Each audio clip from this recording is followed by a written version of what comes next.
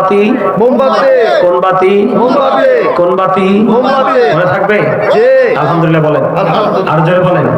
খেয়াল রাখবেন তো জি সবাই আল্লাহ কবুল করো আমিন তবে তার পাশাপাশি আরেকটা কথা বক্তব্য দিতে চাই দিব জি একেবারে আটটা হইবেন আমাদের বাতি মোমবাতি কোন বাতি মোমবাতি কোন বাতি মোমবাতি মনে থাকবে জি আলহামদুলিল্লাহ বলেন আলহামদুলিল্লাহ আর জোরে বলেন খেয়াল রাখবেন তো জি সবাই আল্লাহ কবুল করো আমিন তবে বাতি মোমবাতি কোন বাতি মোমবাতি কোন বাতি মোমবাতি মনে থাকবে জি আলহামদুলিল্লাহ বলেন আলহামদুলিল্লাহ আর জোরে বলেন খেয়াল রাখবেন তো জি সবাই আল্লাহ কবুল করো আমিন তবে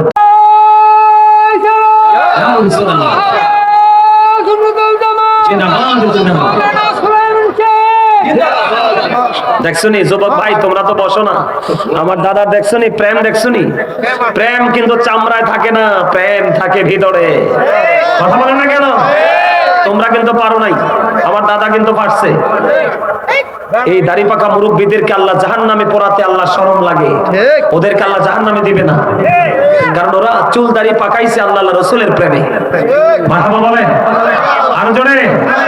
এই জন্য যারা দাড়ি পাকা চুল পাকা তারা হিসাব করে কাজ করতে হবে কথা কি বুঝতে পেরেছেন সামনে আসছে আগামী ফেব্রুয়ারি 12 ফেব্রুয়ারি নির্বাচন আসছে কিনা আর জোরে বলেন সামনে আসছে 12 ফেব্রুয়ারি কি নির্বাচন আমার এই ভাই তার নাম কি হাজী মোহাম্মদ রুবেল হোসেন সাহেব তিনি আহলে সুন্নাত ওয়াল জামাতের একটা প্রতীক মোমবাতি না মোমবাতি প্রতীক নিয়ে তিনি নির্বাচন করবে সবাই ওনার দিকে নজর রাখবেন ঠিক ঠিক বেঠিক দিয়ে কিছু কেন আরো জোরে কোন বাতি মোমবাতি কোন বাতি মোমবাতি কোন বাতি মোমবাতি মনে থাকবে জি আলহামদুলিল্লাহ বলেন আলহামদুলিল্লাহ আর জোরে বলেন খেয়াল রাখবেন তো জি সবাই আল্লাহ কবুল করো আমিন তবে বাতি মোমবাতি কোন বাতি মোমবাতি কোন বাতি মোমবাতি মনে থাকবে জি আলহামদুলিল্লাহ বলেন আলহামদুলিল্লাহ আর জোরে বলেন খেয়াল রাখবেন তো জি সবাই আল্লাহ কবুল করো আমিন তবে